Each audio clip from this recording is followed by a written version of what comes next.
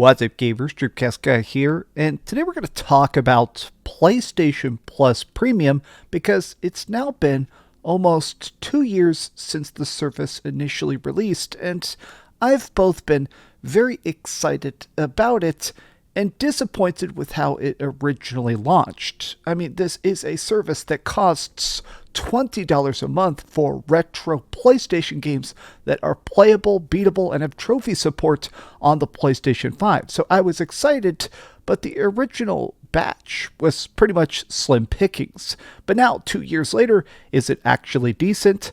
Let's take a look. Hi, hope you're having a great day. If you could, please give this video a like and subscribe if you haven't already.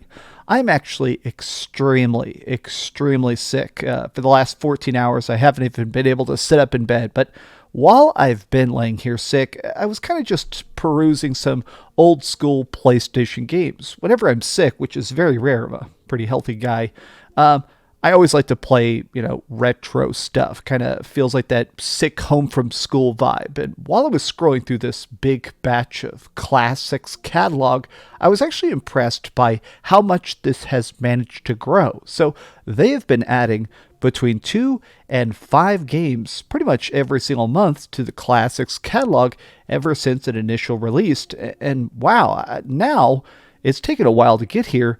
This is pretty crazy. The Twisted Metals, the Doom games, so much stuff from the PlayStation 1, PlayStation 2, PlayStation 3, although those games are streamable, but then most importantly, this actually has a bunch of PSP games on it. Now, I'm a big fan of the PlayStation Portable. I actually hacked one way back in the day, and playing them again is always super cool to me. But let's actually boot a game up. Let's just launch a game and see something super cool. Let's you know what? I've already got it installed right here, Resident Evil. So I feel like these emulators, the way this actually works is that obviously you're not putting in a PlayStation 1 disc. It's like the raw code put into a special emulator constructed into the PlayStation that allows it to be at a much higher frame rate, a lot of times a much higher resolution. But the other reason I liked it is that almost all these games actually have the ability to rewind. So if you mess up, you can actually go back. You can create save states. So you can just be like, let me revert back to here because I messed up something. Oh, I just overwrote a save file there. I think all this is cool, but I think the part of it that's definitely been blowing my mind the most is all the new stuff they've been adding, because these are games that honestly I thought would never ever come back. This is a relatively obscure but extremely good PlayStation Portable game called Jeanne d'Arc.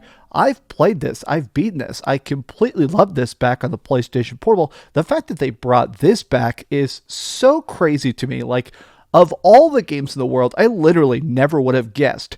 Now, I think it's cool that this is one of those Japan Studio games. I like the fact that I can just load my save file. This is basically somebody made their own version of Final Fantasy Tactics. Look at this. Like, this being boosted in resolution.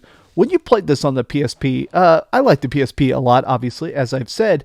The resolution was not the best. Getting a chance to actually see it now, seeing all these cool models and stuff blown up on the screen, that is radically awesome. Oh man, it's so cool playing this game again. Getting to play like this weird historical RPG with chibi art and stuff like that. Man, does this make me so freaking happy. Time for the enemy phase. But more than that, I think it can't be understated by the fact that it shows that PlayStation is taking this seriously, finally. I did think that the early couple, year of this, we got almost no games. And it always felt bizarre to me because, honestly, the reason I'm always confused when companies make retro stuff and then don't support it enough is that I always think, why not? Like, PlayStation already owns these games. PlayStation already has the code, assumedly. PlayStation already has the rights to the music and the data. Like, why not just put every single thing on there? I guess the point is that they're trying to drip feed it out. Like, oh, if we release just a couple games at a time, you have to stay subscribed. So you got to actually keep paying us again and again and again. I get that, but I wish that they had launched this service with this amount of games that they have now. Here, I'm going to mute this guy talking. I wish that they had launched it with this amount of games. Because honestly, in my opinion, even though $20 a month is a lot, I'm not going to act like this is like some cheapo thing.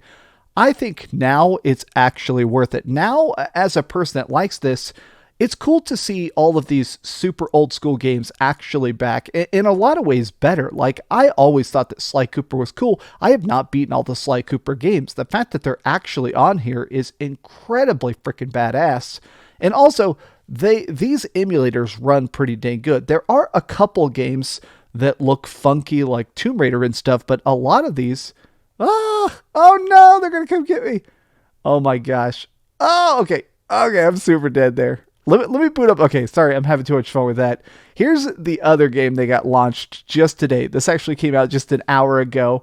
Freaking Ratchet and Clank Size Matters. They've been putting so many PlayStation Portable exclusives on here, and you're probably going to look at the resolution of this. God, it originally launched in 2007. People are going to look at the resolution of this and go, man, it sure doesn't look good.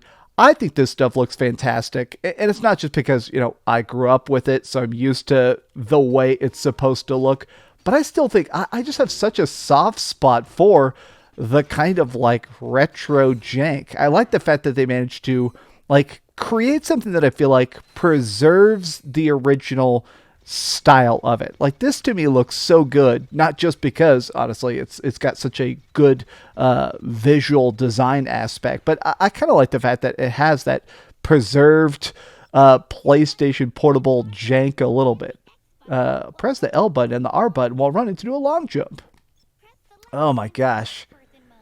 It is wild to see this game again. It honestly makes me just feel like a little kid again. This is so cool. Press the select button and enter first person mode. Aim and fire at the target. Like, stuff like this is funny to me because like these controls are not what you would think of. Like, because the PlayStation Portable did not have a right stick, it actually only had a left shoulder button and a right shoulder button. A lot of these PSP games, they also actually created new functionality. This has camera control that did not exist in the original game. You can still do it in the original way, but now like it's a lot more seamless to do this with an actual stick. Like, there is like a purposeful amount of updating while keeping the original idea of it that I think is actually super badass.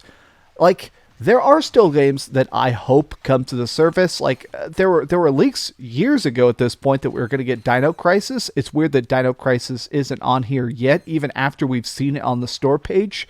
I want to see more stuff also, we do have Legend of Dragoon. I guess I want to see more like Square Enix stuff. Give me something like Brave Fencer Musashi or something. Like, man, I'm happy because I'm somebody that does have over 800 PlayStation 4 and PlayStation 5 games. So I definitely am the type of person that I play a lot, I spend a lot, I like a lot. So I'm glad the fact that they keep just adding in stuff that I think deserves to be preserved. The fact that Alone in the Dark, The New Nightmare, I have such a soft spot for that.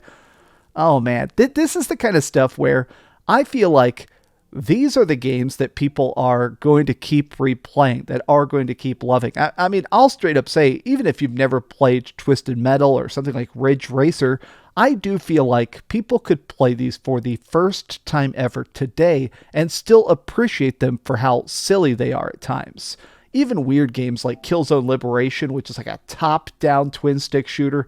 Look, man, I'm not going to say it's the best Killzone game, but even stuff like that, I'm glad there is a way to play it. $20 a month is still a decent chunk of change. You get access to all the other stuff like cloud saves. You still have all the other PlayStation monthly games you get. At this point, I definitely think if you're on the fence, if you are somebody that can appreciate old school games, I think premium is finally actually worth it. But at least it is for me. All right, well, this is going to be a rambly video just because, honestly, I'm still so feverish. You can probably see I'm covered in sweat. I'm kind of losing my train of thought. I'm going to go back to bed. I love you guys. I appreciate you guys very much. Man, after I'm super sick, I always just feel so like lovey-dovey. I'm going to keep playing some old school games. I want to play some old school RPGs. I'm going to play some Legend of Dragoon. Oh my God. Look at it. Oh, Star Ocean. Oh, life is damn good. Life is damn good sometimes. This is a cool future. Oh yeah, keep dreaming. Did I say subscribe? Subscribe. Thanks so much for watching that video. If you want to see something else, you can always click this link to see what I put up last, or, subscribe and see what's coming up next. Also, I promise that whatever I do, it'll try not to suck.